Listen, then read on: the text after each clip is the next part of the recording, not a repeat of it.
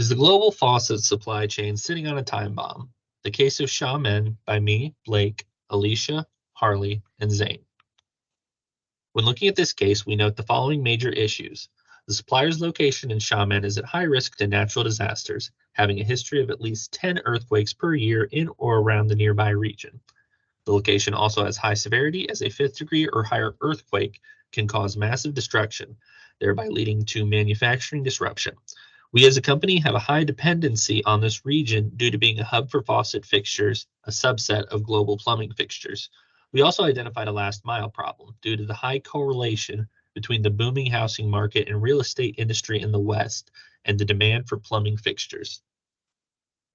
Our solutions to these issues are to continue operations in Xiamen due to being already heavily invested in the area. However, to mitigate risks in the future, we propose that you should profile backup potential suppliers in China to provide short-term supplies in case of disruption in Xiamen, encourage current supplier to enact an inland safety stock to support current business should a disaster occur, otherwise invest in our own warehouse of safety stock, and implement GIS software into our current day-to-day process for better clarity and monitoring of shipments and potential disruptions. Our processes for this case involve identifying the scenario as an HILP, risk assessment, performing a SCRAM, a risk severity matrix, and a timeline for impact. An earthquake in Xiamen would be categorized as a known but prepared for HILP event. It poses significant threats based on historical data indicates that there is a potential for large-scale earthquakes in this area, although national governments and many local companies have potential mitigation plans set in place. Taiwan, a close neighbor of Xiamen, averages 10 earthquakes per year that register over a 5 magnitude, which can be destructive, plus a myriad of small, non-sensible earthquakes, which are not powerful enough to disrupt day-to-day business.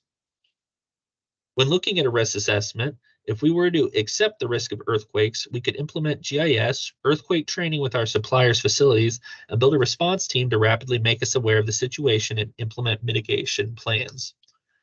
If we avoid by increasing our safety stock, revising our overall infrastructure and dependence upon Xiamen suppliers, and through high communications with crisis mapping, we can transfer the risk through earthquake insurance policies and joint contracts with suppliers, or we could reduce the risk by moving safety stock inland, profiling new manufacturers, and implementing more risk mitigation plans. Utilizing the SCRAM method on a 5-point scale, we identify a major earthquake as a 3 likelihood with an impact of 5, but a completely random occurrence rate. Same with a small earthquake, but much more likely and less impactful. In the risk severity matrix, we prioritize the risks on likelihood of occurrence and potential impact. We use a scale of 1 to 5 for both the probability and the severity of impact. For this case, the risk severity matrix tells us that the highest priority should be quality controls issues, as it ranks the highest in the upper right quadrant, followed by supply chain disruption and geopolitical risks based on their ranks.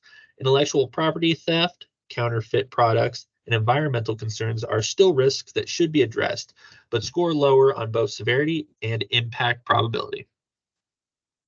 And looking at our provided timeline for impact and assuming an industry standard inventory turnover of 2.67 months, we can survive 81 days until our stock is completely depleted.